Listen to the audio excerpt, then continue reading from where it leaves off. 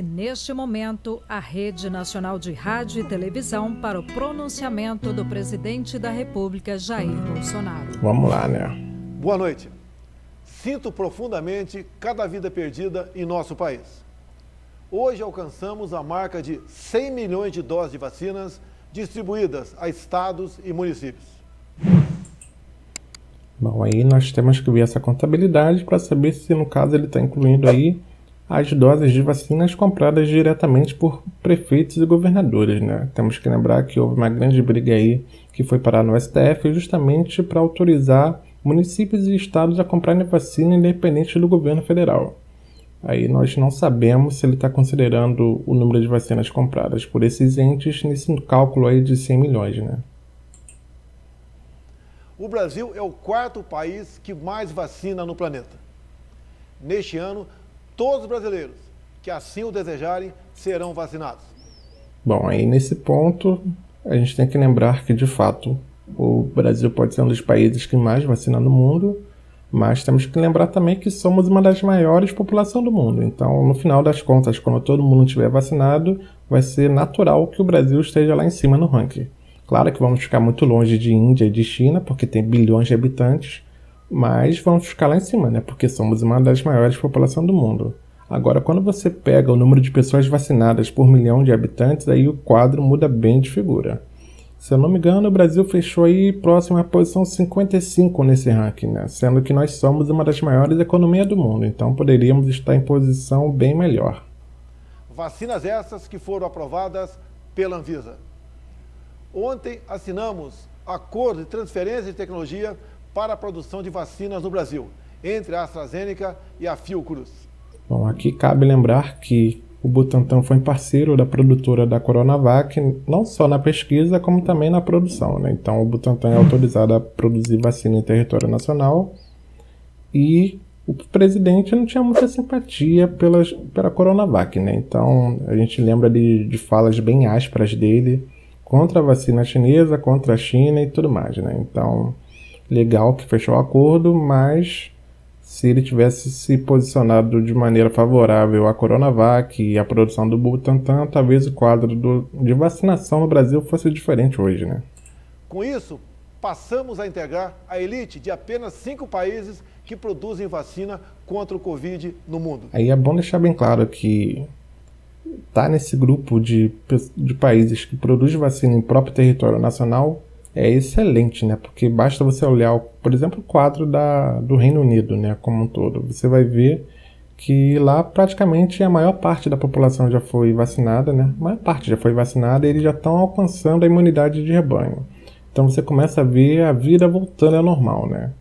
E se a gente pegar o caso brasileiro, né? O caso do Butantan, por exemplo, o diretor que foi na CPI disse que, inclusive, o Brasil poderia ter começado a se vacinar no final do ano passado, caso tivesse apoio do governo federal, né? Então é legal que hoje ele reconhece a importância da vacinação no pronunciamento, mas seria melhor se ele tivesse reconhecido a importância da vacinação e a importância de produzir vacina em próprio território nacional no final do ano passado, né? Com certeza hoje nós teríamos mais brasileiros vacinados, talvez a vida já pudesse estar voltando ao normal, e também teria evitado milhares de mortes, né? Então, pena que foi tardio esse reconhecimento dessa importância. O nosso governo não obrigou ninguém a ficar em casa, não fechou o comércio, não fechou igrejas ou escolas e não tirou o sustento de milhões de trabalhadores informais. Bom, aqui aquela tentativa recorrente de descolar a imagem dele da crise e do fracasso econômico do Brasil na resposta à pandemia, né? Jogando a responsabilidade unicamente para prefeitos e governadores. Mas o quadro não é bem assim, né? Se tem um ente da federação que é capaz de arcar com altos custos e injetar dinheiro na economia, é o governo federal, né? Todos os demais entes não têm essa capacidade, né? Então, quando o Estado produz títulos e vende dívidas e arrecada dinheiro e é capaz de mobilizar todo esse dinheiro em território nacional, somente ele pode fazer, né? Estados e municípios são incapazes, né? São proibidos. Então, havia coisas a serem feitas, mas não foram, né? Justamente porque o governo acredita numa linha mais liberal, onde o Estado não aplica dinheiro tão diretamente na economia, né? Só em últimos casos. Então aqui a gente tem mais uma linha ideológica que impossibilitou o governo de agir diretamente, injetando dinheiro na economia, e essa defesa aí, né, via ataque a prefeitos e governadores que a gente já está acostumado, né, usando esse discurso de liberdade. Sempre disse que tínhamos 2 problemas pela frente: o vírus e o desemprego, que deveriam ser tratados com a mesma responsabilidade e de forma simultânea. Bom, né, já que ele delega a responsabilidade da crise econômica a prefeitos e governadores, a gente tem que pensar aqui qual a responsabilidade das falas dele no tocante à pandemia, tocante à gravidade da situação, no decorrer, né, como a população lidou toda a circunstância, né, como a fala dele pode ter impactado ou não o agir da população brasileira, né. Porque se o presidente da República fala que é uma gripezinha, que usar máscara não adianta de nada, que é prejudicial usar máscara e motiva aglomerações por aí, né? Como você pode esperar que o povo haja de maneira diferente do que o presidente, né? Então, a gente pode pensar essa questão de responsabilidade por esse ângulo também, né? Destinamos, em 2020, 320 bilhões para o auxílio emergencial, para atender aos mais humildes. Auxílio emergencial é outro ponto bem controverso, né? Porque primeiro que a gente tem que lembrar que o governo federal propôs, né, R$300 de auxílio à população, e que somente com a pressão da oposição que o auxílio vai parar nos R$600, né? Ainda era abaixo do que a oposição queria, mas chegou ali mais ou menos no meio termo. Então ele se vangloria de ter pago R$600, mas sabemos que a proposta dele era bem menor.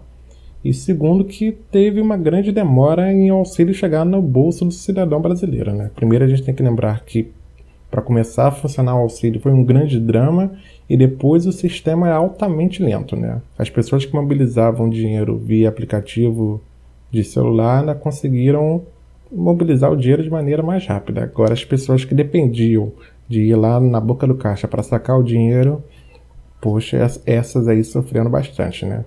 O prazo era absurdo, como é até hoje, né? E também temos que lembrar que em dezembro o auxílio pausou e só voltou 3, 4 meses depois, né? Então fica a pergunta, do que as pessoas que não tinham de onde tirar o sustento viveram todo esse tempo em que o governo sonegou o auxílio, né?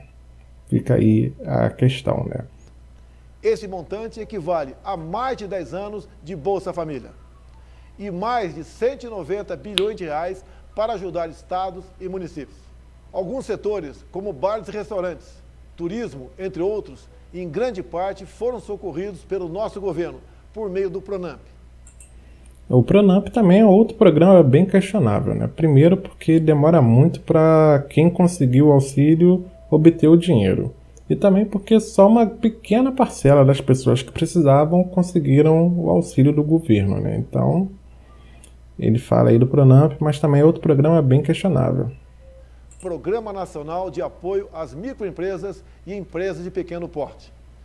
Hoje mesmo sancionamos a nova lei do Pronamp, agora permanente, que pode destinar a vários setores até 25 bilhões de reais, onde 20% será destinado ao setor de eventos. Bom, ele fala aqui da renovação do Pronamp, mas é importante lembrar que, como já é prática no governo, primeiro ele sanciona o programa, bota ele aí para ser divulgado, mas até ele entrar em prática aí tem um grande trajeto, até porque faltam leis para assessorar a ação dele efetiva, né? Então, ele lança hoje, mas só vai entrar em prática efetivamente daqui a um bom tempo. Nesse período aí, a pessoa que precisa até esqueceu, né? Então, terminamos lá, né? 2020 com mais empregos formais que 2019.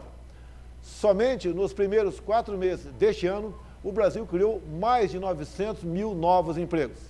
Ele fala aí da questão dos empregos, né? Então a gente tem que lembrar que a massa de desempregados do país é alta já tem um bom tempo. Como ele fala, em 2019, anterior à pandemia, então a situação já era horrível antes da pandemia. E se nós olharmos para os dados que foram divulgados recentemente, nós voltamos a um nível pré-pandemia. Mas é preciso reconsiderar alguns pontos, né? Analisar com carinho alguns pontos, porque o que acontece? O número de pessoas subocupadas ou então desocupadas é muito grande. Então nós temos aí pessoas com nível superior com atividades que são de nível médio, por exemplo, ou então que não exigem nível de escolaridade nenhum. Então nós temos aí uma grande massa de trabalhadores ganhando menos do que ganhavam. Temos também uma grande massa de pessoas que procuram emprego. Então, hoje é divulgado que o Brasil tem aproximadamente 15 milhões de desempregados, mas esse número é maior, porque o sistema só considera desempregado pessoas que estão procurando emprego. Então, se você está desempregado, mas não está procurando emprego, você não é contabilizado. Então, com certeza, esse número de desempregados é muito maior do que esses 15 milhões aí, né?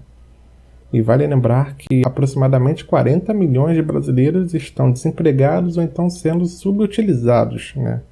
Então, a situação não é boa como se tenta pregar, né? O PIB projetado para 2021 prevê um crescimento da economia superior a 4%. Só no primeiro trimestre deste ano, a economia mostrou seu vigor, estando entre os países do mundo. Cresceu, de fato, isso é bem positivo, mas aqui a gente tem que lembrar de onde vem esse crescimento, né? E basicamente o crescimento vem do setor do agronegócio, né? O que já era esperado, já que o mercado do agro circula em dólar e o dólar está super valorizado em relação ao real. Então é amplamente esperado que se venda mais e assim entre mais dinheiro e o setor cresça mais, né? Mas para a economia como um todo, o quadro não pode ser tão otimista assim, né? Porque o setor que mais emprega aqui é a indústria e o serviço ainda estão bem fragilizados, né? Basicamente, os setores que foram bem no serviço são os setores de extração, como o que extrai metais preciosos e petróleo. Então, são setores bem nichados, então abarcam uma grande quantidade de pessoas, né? Então, é preciso olhar com bastante cuidado para esses números, né? São positivos, são bons, né? Melhor estarem assim do que estarem todos negativos, mas não são indicadores de um crescimento econômico em larga escala por muito tempo, né? Um crescimento consistente. Então é bom manter cuidado. Que mais cresceram? Com o Congresso Nacional estamos avançando. Aprovamos a nova Lei do Gás, o Marco Legal do Saneamento, a MP da Liberdade Econômica, o Banco Central Independente e o novo Marco Fiscal. Realizamos também leilões de rodovias, portos e aeroportos. Levamos internet para mais de 8 milhões de brasileiros, em grande parte para as regiões Norte e Nordeste. Ontem, a Bolsa de Valores bateu recorde histórico. A moeda brasileira se fortalece e estamos avançando no difícil processo de privatizações. A CEAGESP, sob um comando honesto e responsável, apresentou, além de lucro, um ambiente salutar entre os permissionários e funcionários. Essa companhia socorreu nossos irmãos de Aparecida e Araraquara, entre outras cidades do interior de São Paulo, doando dezenas de toneladas de alimentos. Aí essa questão de avanços e progressos fica bem a critério de cada um, né? Depende muito da ideologia que cada pessoa acredita. Porque se você acredita que a privatização e liberalizar a economia é a saída, então legal, foi bem positivo. Mas se você acredita numa outra linha, aí você já está com um sentimento totalmente contrário, né? Então não tem muito o que falar, né? Só a gente tem que rever exatamente qual o valor da privatização de cada coisa, né? Por quanto você vendeu, por quanto você colocou no mercado. Se realmente era o preço justo ou não. Mas a questão de avanço ou não, aí fica a critério do que você acredita, né? Na minha visão, eu sou contrário a algumas privatizações que foram feitas. Então, vamos lá, né? As estatais, no passado, davam prejuízo de dezenas de bilhões de reais, devido à corrupção sistêmica e generalizada. Hoje, são lucrativas. Nos 2 primeiros anos do nosso governo, a Caixa Econômica Federal bateu recorde de lucro, mesmo reduzindo os juros do cheque especial, da casa própria, das micros e pequenas empresas e dos empréstimos às santas casas. Bom, né, aí ele entra no mérito das empresas públicas, aí fica a questão também de cada um, né? O que você prefere? Você prefere que uma empresa pública dê um lucro elevadíssimo, né, que seja distribuído entre os seus acionistas, ou você prefere que a atividade dela favoreça toda a economia nacional, né? O que você prefere? Uma Petrobras dando lucro altíssimo, que não vai para o seu bolso, ou pagar combustível barato, né? Esse é um ponto. O que você prefere? Uma Caixa Econômica dando lucros, ou então que a taxa de juros seja baixa e que você tenha acesso facilitado ao dinheiro, né? Então, esse é o ponto, né? Estamos avançando na transposição do Rio São Francisco, levando água para todo o Nordeste. Na infraestrutura, o nosso governo tem construído pontes, duplicado rodovias, terminando obras paradas há décadas, como a BR-163 no Pará. Ainda nesse ano, será concluída a ferrovia Norte-Sul, que ligará o Porto de Itaqui, no Maranhão, ao Porto de Santos, em São Paulo. É a retomada do modal ferroviário no Brasil. Bom, terminar a obra é sempre bom, né? Até porque se a obra foi iniciada, já foi empenhado o dinheiro público, mas temos que considerar que obras são essas também, né? Porque muitas obras têm sido questionadas porque têm facilitado a retirada de madeiras e também mineração clandestina em terras indígenas. Então, a gente tem que analisar caso a caso e relativizar, né? Mas terminar a obra de uma maneira geral é sempre positiva, né? Então, vamos lá. E mais um ponto, né? O Brasil sempre careceu mesmo de transporte ferroviário. Então, é positivo, mesmo sabendo que esse transporte ferroviário favorece em grande parte somente ao setor agrícola, né? Então, seria interessante para o Brasil pensar um sistema ferroviário mais complexo que favorecesse a implementação de empresas e indústrias nos interiores brasileiros, né? Vamos dizer assim. Seguindo o mesmo protocolo da Copa Libertadores, eliminatória da Copa do Mundo, aceitamos a realização no Brasil da Copa América. Bom, aí ele fala em protocolos de segurança no futebol, né? Está comprovado mais do que nunca que os protocolos são falhos e não necessariamente funcionam, né? Já tivemos várias e várias equipes importantes com dinheiro, com estrutura, tendo surtos de Covid.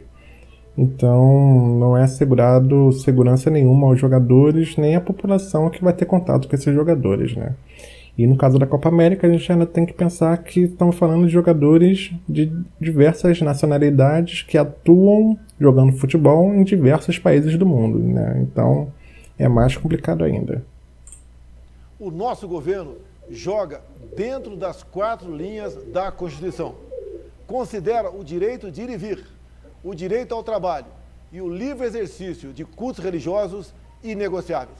Todos os nossos 22 ministros consideram o bem maior de nosso povo a sua liberdade. Aí ele faz mais uma vez um aceno à defesa de liberdades, ele acena mais uma vez a sua base eleitoral mais forte, né? Que são os evangélicos. E é isso, né? Normal. Que Deus abençoe o nosso Brasil. E a pergunta que fica é o porquê dele se manifestar hoje, se nós já tivemos datas mais simbólicas nas quais ele ficou calado. Como, por exemplo, quando o Brasil completou 400 mil mortes pela Covid-19 e 450 mil mortes pela Covid-19 e ele não se pronunciou. E, curiosamente, há poucos dias atrás, né, dia 29 de maio, tivemos diversas manifestações do Brasil afora contra o seu governo, né? Então, fica sempre aquele questionamento, será que isso impactou e levou ele a se pronunciar hoje? E também um dado que é muito interessante é que ele preferiu se pronunciar depois do Jornal Nacional, né? Então, chama bastante atenção. Geralmente, o pronunciamento é feito antes, né? Então, tem tempo do Jornal Nacional repercutir todo o pronunciamento e caçar, questionar os dados trazidos, né? E se você não é inscrito no nosso canal, não perca mais tempo e se inscreva agora. Somente assim o YouTube vai continuar levando o nosso conteúdo até você. E a sua inscrição é muito importante também porque ajuda o YouTube a levar o nosso conteúdo a mais gente. E assim nós cumprimos o nosso propósito, que é ajudarmos o Brasil a se tornar um país melhor, né? Distante dessa polarização, dessa análise de dados fakes que tem por aí. Então não se esqueça, curta, compartilhe, comente e acione as notificações, o sininho aqui do YouTube. Eu sou Marcos Tavares e espero você sempre aqui do lado de fora da bolha. Valeu!